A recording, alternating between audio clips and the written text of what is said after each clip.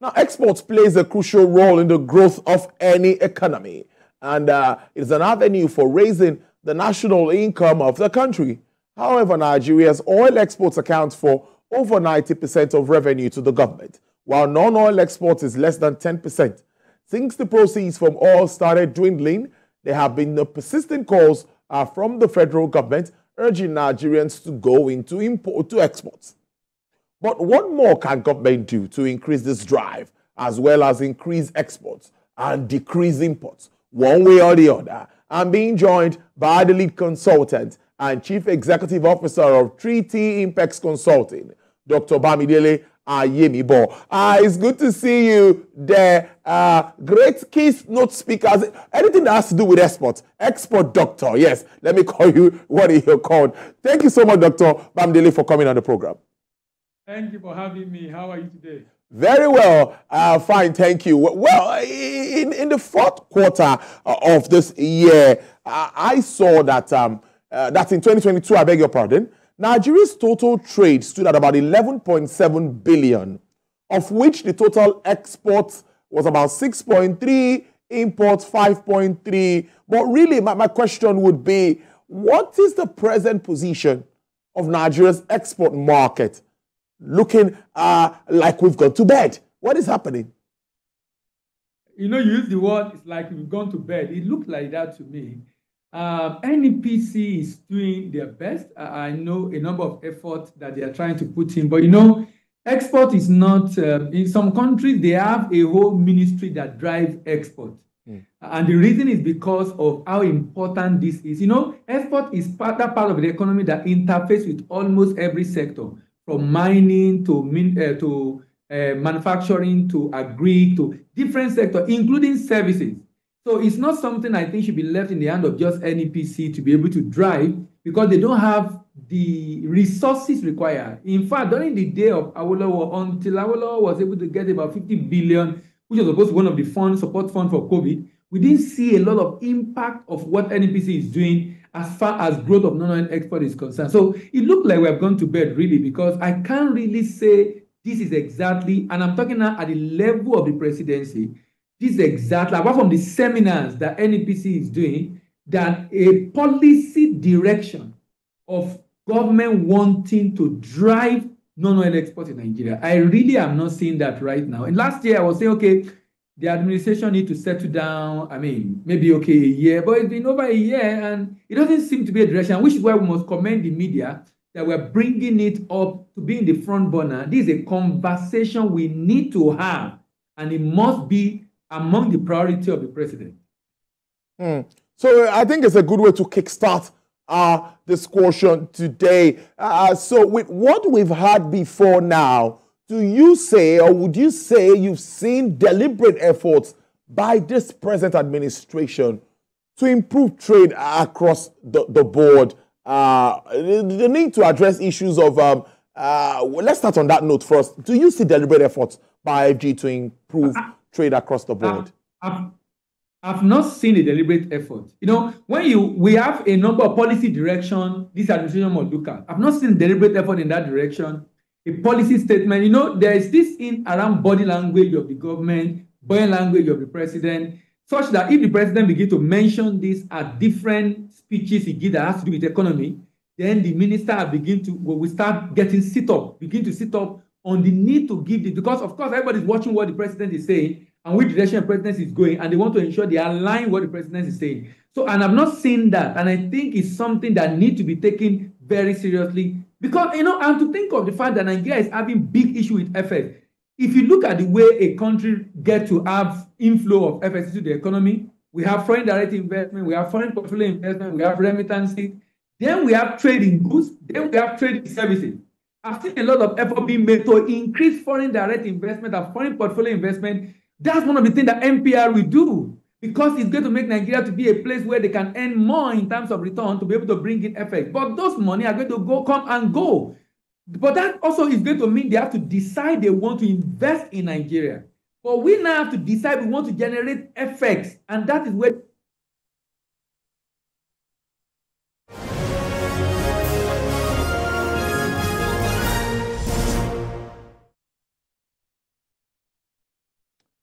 We're glad to have you back. Well, let's continue our conversation. And Dr. Bamidele Ayemibo, lead consultant and chief executive officer, we're at 3T Impex Consulting, has been making sense of the importance of exports for a country like Nigeria. Now, Dr. Ayemibo, my next question will be the need to address issues of informal and cross-border trade along the trade corridors is something that remains very important. Also, sourcing of funding to drive export activities.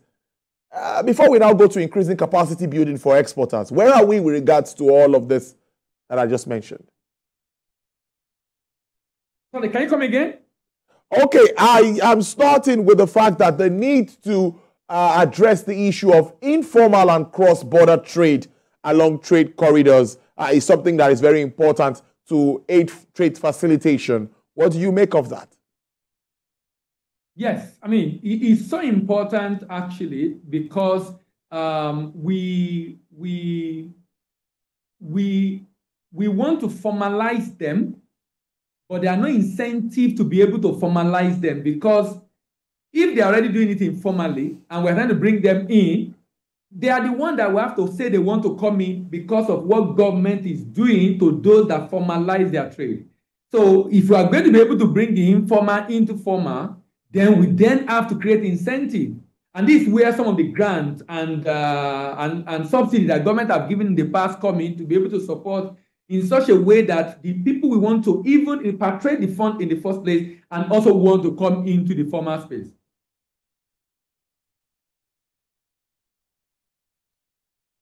What about issues of... Can you hear me? Yes, loud and clear. Can you hear me too? All right. Yes. All right, let's now talk about issues of funding export activities and also increasing capacity building for exporters. How well have we done along that route? Those are the policy area I was talking about. Those are the policy direction I was talking about. The fact that we need policy around preparing small businesses for export to be able to get them export ready, also helping with the capacity building from existing exporters to be able to diversify their export basket. So, for example, we currently are shipping some commodities or some product or some manufactured goods, but there are some other products Nigeria have potential in that we are not doing so well in export. So, let me give a good example. We do a lot of commodity export, even though we need to move away from that. But the fact is still that we do a lot of commodity export, and it's not just Nigeria. US do a lot of commodity export. Netherlands do a lot of commodity export. A lot of countries do a lot of commodity export. So no commodity is bad in entirety, only that we also have to add value. But if we look at the commodity, we focus a lot of talk around cocoa, a lot of talk around cashew, a lot of talk around sesame. In fact, if you check the list of export products from Nigeria in terms of commodity and agro, you will see this product there. But there's other product like soybeans. Soybeans demand in the world. If you add the demand for maize, demand for cocoa, demand for cashew, demand for ginger, demand for sesame seed, add them all together, they are not up to the demand for soybeans in the world. And Nigeria can produce soybeans, but we're not looking at that. So we need to begin to build competencies on how do we grow this product in a way that we can be efficient and also have a very good yield per hectare and be competitive. So there's a need for a lot of capacity building, but for the new businesses, we need a lot of export readiness. Because in trying to grow the non-export volume, we should also grow the number of exporters. So do you know Nigerian exporter, according to Nigeria Export Promotion Council today, is not up to 1,500 companies. But we have over 40,000 importers. But we don't have up to 1,200. 1,500 exporters, both the formal and informal. Why? Because there's not enough being done to increase awareness and the need for us to generate more forex in order to be able to increase the value of naira. I like that point you stayed with. A lot of work needs to be done by, of course, the regulators and also the business people. They need to really get in. There needs to be that understanding between both sides. But let's talk about the AFCFTA, which to me is also a very important initiative. Dr. Ayemibo, I don't want this to just look like the normal talk shop. We remember AGOA. When AGOA came, We talked and talked and talked, and Nigeria did not get the best of it. Yes, you know where I'm headed. So now AFCFTA is on the front burner, and it's been this back and forth. At the time, our manufacturers didn't want to key in.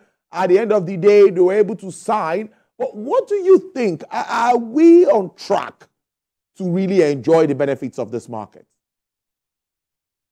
Okay, now, the issue of AGOA is exactly the same issue we have with ETLS. We have a type of AFCFTA in West Africa called ECOWAS Trade Liberalization Scheme. So if we have, in 30 years, we didn't do well with ETLS. Of course, ETLS, the level of awareness is not as much as AFCFTA now, maybe because of social media technology, a number of awareness on AFCFTA. Now, all these agreements, particularly, I like to use analogy for the AGOA. AGOA is like giving a child less than 1 year old a turkey lap, well garnished, but he doesn't have teeth to be able to devour the turkey. That's exactly what happened. A lot of protein, a lot of benefit to derive, but inadequate capacity to be able to enjoy that benefit. I'm praying that will not happen under AFCFTA. I think we are on course on AFCFTA. My major concern was before that we were not part of the guided trade initiative that many other countries have been part of and be able to do trial shipment, to be able to give report back to the National Action Committee on AFCFTA, to be able to report back to the Secretariat in Ghana, really making progress. We have been, I think it was last month, we now have had businesses, a number of them that have been able to get contract and ready to trade, a number of them now doing shipment under AFCFTA, which is a good news. But what we now need to do is, look, we can't separate AFCFTA for the challenge of export in general. The same issue that is not making us to grow export right now is going to affect AFCFTA. And come to think of it, under AFCFTA, what we will sell and sell well and efficiently under AFCFTA is manufactured goods, value-added goods. And this constitutes more than 60–70% of traded goods in the world. The reason is because majority of African countries are either middle income, lower middle income, low income economy. And with the level of inflation all around the world, that has eroded their disposable income. So they are pretty much living for survival. So they buy personal healthcare products, food items, fast-moving consumer goods, things they need to survive. And these are manufactured goods. We won't be able to sell most of the commodities we sell to Europeans and Asians to them. Meaning we also need to encourage manufacturing. Support manufacturing. The MPR is high. The cost of doing business is high. There's not enough power to be able to power business. So a lot of support, which is where, this is where we need subsidy. When we are talking about subsidy, this is the place. And many companies in the world subsidize and support manufacturing to be able to increase productive capacity for job creation, poverty eradication, and be able to grow non-oil export volume. So these are the things I'm hoping to see the government do to be able to help us maximize the huge potential of the AFCFTA. So let me take you back to certification and standards issues. There's no time we talk about this and we won't talk about certification and standards issue because it remains very key. For me, I want Nigerian goods to be at par with goods that we see everywhere around the world. So are we also, or do you also think that the likes of the NEPC, Standards Organization of Nigeria, NAFDAC of this world, do you think that the regulators are also in tune with government in achieving this aim of proper certification and maintaining standards? Yes, this one I will say yes. And I will say yes because I'm aware I've attended about 4 engagements involving NAFDAC in the last 2 months. 4 engagements involving NAFDAC, in which NAFDAC is doing a lot right now to stop the challenge of rejection in Nigeria. They have a number of issues around the way they are going about it, but they are having stakeholder engagement, and that must be commended. With the NAFDAC DG present herself, having direct conversation, people asking her question with our director and resolving the issues. That, I say, must be commended. If what NAFDAC is currently doing is anything to go by, if we are able to follow through, if they are able to address the concern of the stakeholders, and they are able to ensure they do this thing in phases, so they don't put everything on their SEM at the same time and overwhelming them, but do it in phases and ensure that certification are done for different products out of Nigeria, I'm sure we'll solve that problem. They started the journey. It's a bit challenging because of the teething problem, but I think it's a policy in the right direction. The effort must be commended. The issue, the way they are engaging and the effort they are making to be able to interface with different stakeholders must be commended. And I think if this continues, we'll be able to reduce the issue of quality and issue around rejection of Nigerian products in the export market. So let's have an outlook for the segment. No matter how difficult it looks, can we have a projection? What's the outlook for the export market despite local and international challenges?